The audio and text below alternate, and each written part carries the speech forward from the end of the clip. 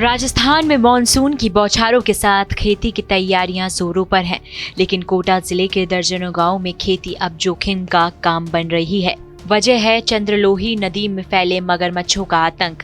इस नदी के किनारे बसे गांव में किसान अब खेतों में अकेले नहीं जाते। बच्चों को खेतों में भेजने पर पाबंदी है और जब किसान खेतों में जाते हैं तो सामूहिक रूप से और पूरी सावधानी के साथ। रामखेड़ली गांव में कालीबाई आज भी उस खौफनाक पल को भूल नहीं पाई जब खेत में काम करते वक्त एक मगरमच्छ के बच्चे ने उन पर हमला कर दिया। उनका हाथ घायल हुआ और अब उनके परिवार में कोई भी खेत पर अकेले नहीं जाता।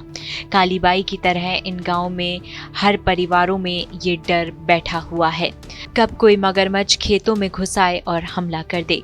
चंद्रलोही नदी जो 20 किलोमीटर के दायरे में पांड्या खेड़ी, दसलाना, भोजपुरा, देवली अरब, नया गांव और रामखेड़ली जैसे गांवों को जोड़ती है, अब मगरमच्छों की शरण स्थली बन चुकी है।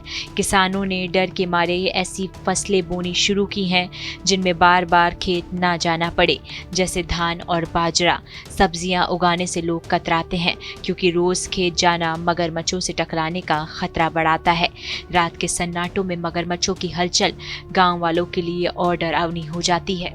पुलों और रास्तों पर मगरमच्छ टहलते दिखते हैं।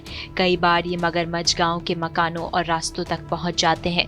सर्दियों में नदी किनारे धूप सेकते और बरसात में खेतों में घूमते ये मगरमच्छ अब गांव वालों के लिए जानलेवा खतरा बन गए हैं।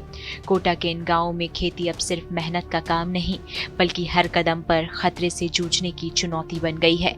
सवाल ये है कि क्या इन किसानों को इस डर से मुक्ति मिल पाएगी या नहीं।